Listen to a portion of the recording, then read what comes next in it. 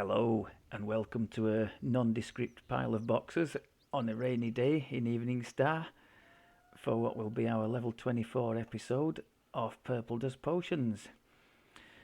I've had a little bit of a U-turn on the Epic Destiny front. We had planned to go all the way up in Draconic, and I still may do. But I tried the Dragon Breath, and I think I'm preferring, for our playstyle at least, this Carrion Swarm on a very short cooldown. So for the moment at least, I might stick with that. The Dragon Breath in many cases is overkill, and with it being on such a long cooldown and quite short range, it's not generally in keeping with what I've been trying to do. So I'm going to stick with that for now. One of you mentioned in the comments that you use that for preparing enemies to be vulnerable to follow-up acid attacks in conjunction, I'm sure, with this weakening mixture. Or not acid, I think you said you used poison, didn't you? But same idea, because there's poison in that as well. One thing it does do, with us using the two spell-like abilities still, it does give some value to my otherwise more or less redundant belt that I'm still wearing here. The gear will stay the same now up until the cap, so we're just going to have to manage. So yes, I've rejigged a little bit the Draconic points, not taking the Dragon Breath anymore. We're still going to push into the next tier for the spell focus. We can get some conjuration DCs in there, nice for all our offensive attacks. And after that, I'm not quite sure. I've still got my placeholder point in there. I would love the wings, but I'm not sure there's enough in here, if anything really, to get too excited about on the way up there.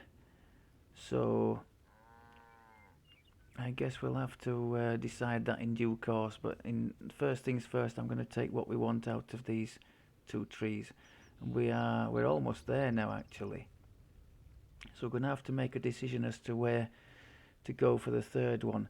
The wings anyway wouldn't come until 26. I mean, what else could we do? There's Magus, I suppose, as a caster tree that I don't know too much about. We've got Shadow Dancer, which would give us a DDO at least. But and some reflex, some nice reflex saves as well. So that's a possibility, I suppose. Anyway, we'll cross that bridge when we come to it. Epic feat for level 24. I was umming and ahhing, really not too sure. I ended up taking Intensify for some spell power. It can go for free on all these three spell-like abilities we have, so that's nice. But and also for free on the multi-vial, of course, the capstone of the Alchemist, the Bombardier tree. But I've also whacked it onto our elemental combination, our caustic overload, and our second copy of multi-vial. So we'll see how we go on spell point wise there. So far running the evergreen, I've not run into too many, if any, spell point difficulties, so that's good. I did try Reaper 4 on one of the Eveningstar quests, got hammered. Just the greater volume of Reapers, and everything's taking more damage to put down. I certainly think we could make a decent contribution in a group doing that level, or maybe even higher, but alone it was a bit rough, and the self-healing, of course, is tougher as you go on up, so we got found out a little bit there. So I've been doing 1 and 2, did well in the Catacombs chain. I finished up Eveningstar 1. I've already shown you Eveningstar 2 in plenty of prior content, so I thought maybe we could have a go at one of the Druid quests instead today. Do I have anything else to impart here. Yeah, about the getting hammered in Reaper 4, I think that, well, the character certainly can dish out enough to be competitive there, and our crowd control is reasonably competitive there too.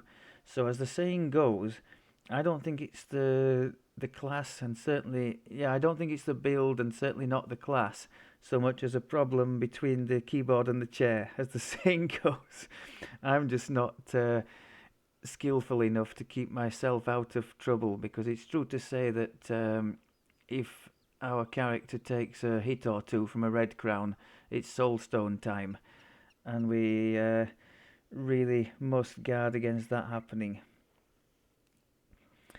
Okay, I think that's about it. So which of these quests shall we have a go at today?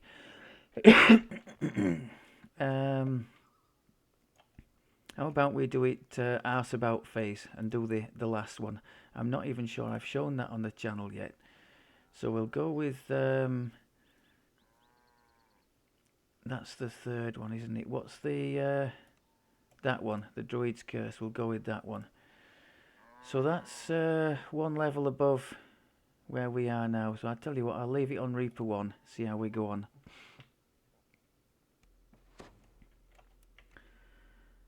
I'm expecting us to do reasonably well. If we don't, I'll be disappointed, but not entirely surprised.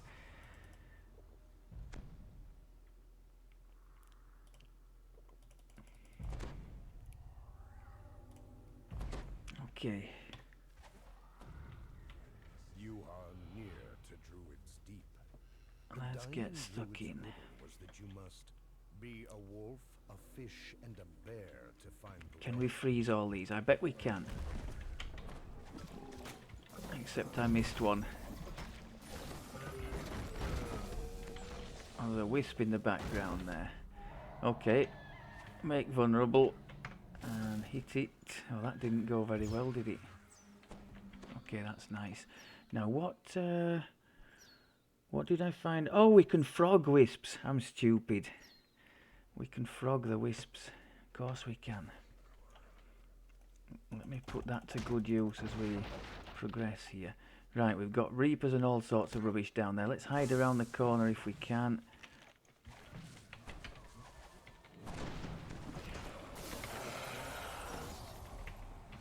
Now Reaper, can we just wait for our colour spray to come off cooldown and just hammer you? Yes, nice. You, frog. No? Saved! Let's try that again. I want to know. I've got to know. No, he's saving against the frog, my god. And the frog is a 66. Which is, I would have said that was pretty good for mid-epic. I think you've got the frustration of the non-frogged wisp. So the wisps have decent fortitude saves then. Yeah, we're not going to get them. Was that spell resistance or a save there?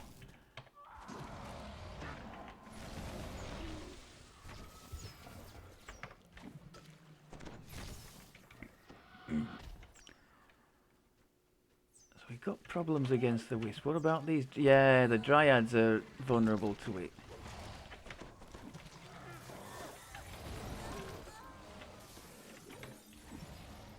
I'm not going to bother with the wisps. I'm just going to leave them alone, I think. Now, what's going on with the defences here? Have we... No, we've still got the gold skin. It's just not displaying, so it's just the displacement we need to put back. I need to remember to use the boosts more. Starting here. Let's annihilate this thing with some serious boost. I'm in the wrong colour, but never mind.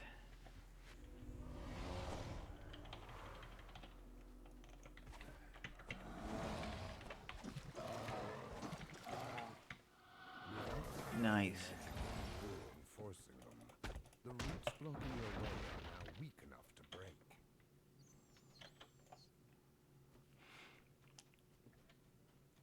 the one thing about using a spell power boost. I can't then use a sprint boost afterwards. I was going to trigger one there and realised it was on cooldown. A tunnel is just barely visible. Perhaps this is what the riddle meant by be a fish.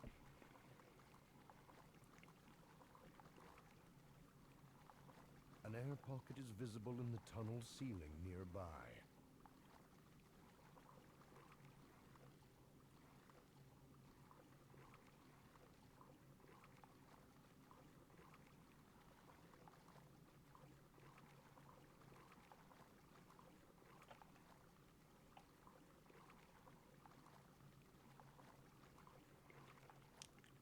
Light shines brightly from above. You have passed through the tunnels to somewhere else. Oh, Wisp, what a joy. Okay.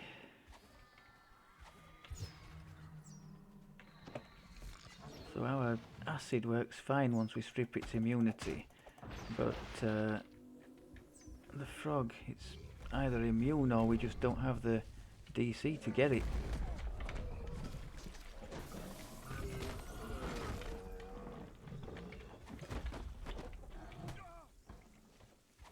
Oh, there's still one up there, is there? No.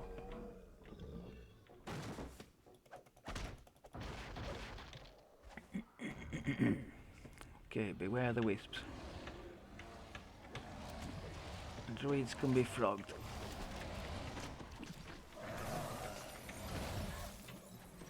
So my standard go-to is the Flash Freeze and then the Multivial. Carnage Reaper.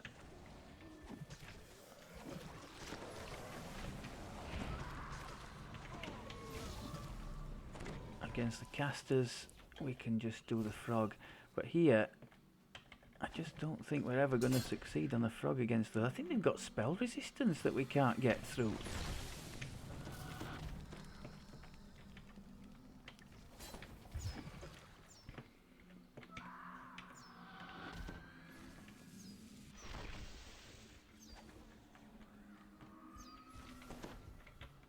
Oh wait, red crown 2 times.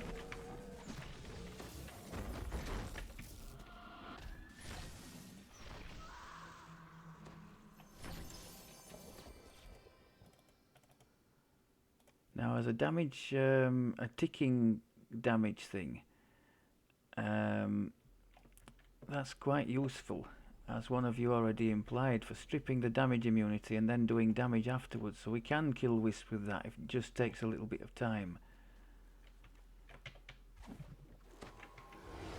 Crud, I targeted the wrong thing with that one.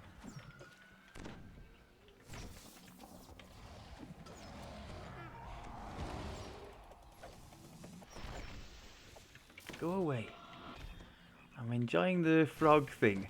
Although, I did find out in a quest I've just done, the battle for Eveningstar, I had frogged an opponent too close to one of those priestesses, you know, that recharge if there's an opponent in the area to kill.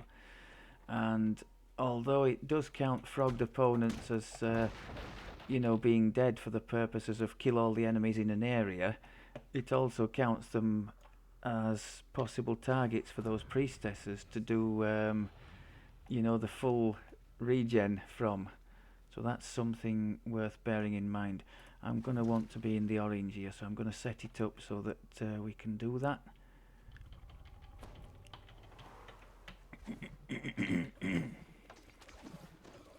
Try and get some nice... no, we don't get any nice purple numbers. I don't know why. But we can freeze these. Why am I not freezing them? Okay. Stalwart has fallen. You are now free to pass.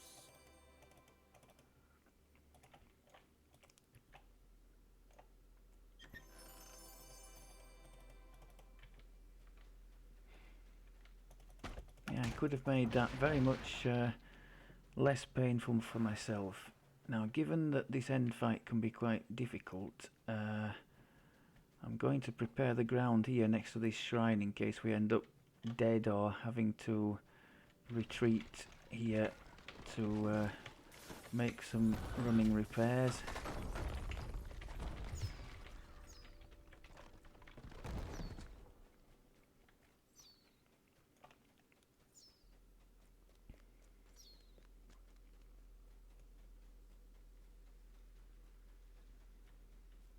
So we won't have the wellspring, but we do have the other two boosts.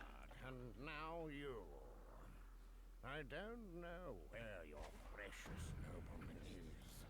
He can't have his staff back anyway. I've decided to keep it. But you have no place in my forest. Just setting up You the will die to feed my flesh.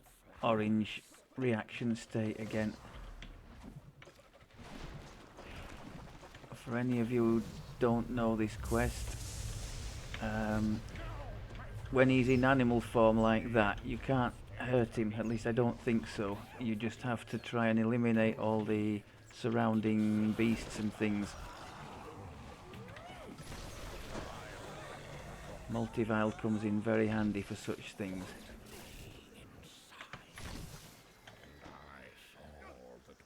As soon as he goes back to his druid form, you can hammer him again.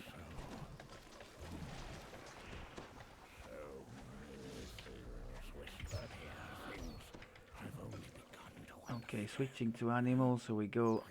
Oh, if we can get rid of the lag, we can go after the surrounding enemies again.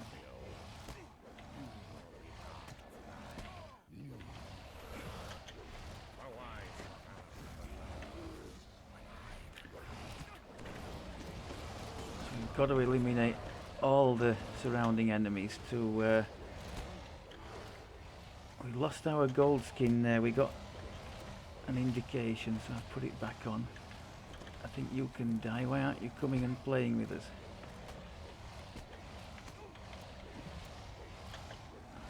He's very dangerous, as you can see, doing nasty damage when he's in animal form, but when he's in his druid form he's a bit of a pushover really. So let's get the proper orange thing on. We've got the just managed to remember to hit the wellspring and finished him off quite nicely.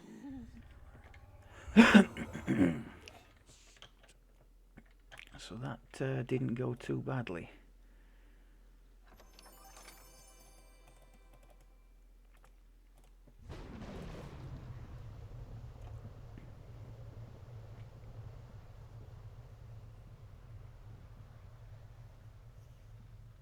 Not too disappointed. As mentioned before, it usually takes me towards the back end of the life, given that I'm just doing one life in all of these builds, to become sort of accustomed with the standard things that I can throw to have a decent effect in what order and what things get best results for us.